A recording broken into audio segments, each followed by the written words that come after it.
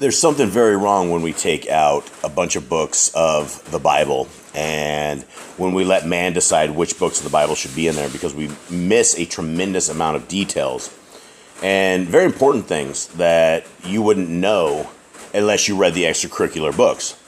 And so we are here at Jasher, and that is one of the books that I believe should absolutely, without a shadow of a doubt, be in the Bible. And they took it out because it deals with a lot of stuff that people don't like to hear. People don't like to hear that we're supposed to keep a Sabbath.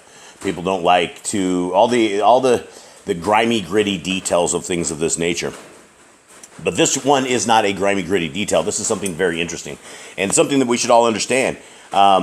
Is there's a good possibility we lost a tremendous amount of animals before the ark, right? I don't believe Yah saved all species of animals. He only saved certain amounts of them.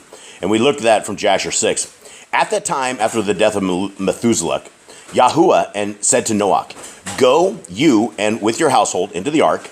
Behold, I will gather to you all the animals of the earth, the beasts of the field and the fowls of the air, and they shall all come and surround the ark. And you shall go and seat yourself by the doors of the ark. And all the beasts, the animals, and the fowls shall assemble and place themselves before you. And such of them as shall come and crouch before you shall you take and deliver into the hands of your sons, who shall bring them into the ark. And all that will stand before you, you shall leave." And Yahuwah brought this about on the next day. And animals and beasts, fowls, came in great multitudes and surrounded the ark. And Noah went and seated himself by the door of the ark, and of all the flesh that crouched before him, he brought into the ark. And all that stood before him, he left upon the earth. And a lioness came with her two whelps, male and female, and the three crouched before Noah. And the two whelps rose up against the lioness and smote her and made her flee from her place. And she went away, and they returned to their places and crouched upon the earth before Noah. And the lioness ran away and stood in the place of the lions. And Noah saw this and wondered greatly. And he rose and took the two whelps and brought them into the ark.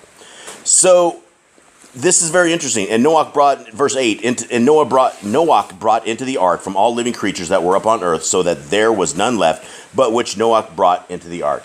So it appears that there is a bunch of animals that never made the trip, or decided at that point we may have lost the species.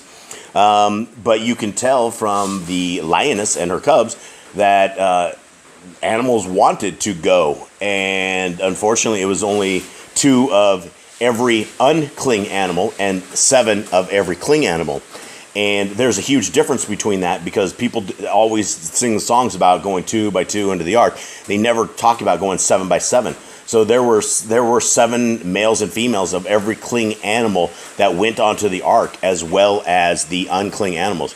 So there's a lot of things that we need to fill in, a lot of things that people don't know. And if you do not read these books, you do not get the extracurricular information that you need to make good decisions about all this stuff. So hopefully that helps one of you guys out. Shabbat Shalom. I'm out.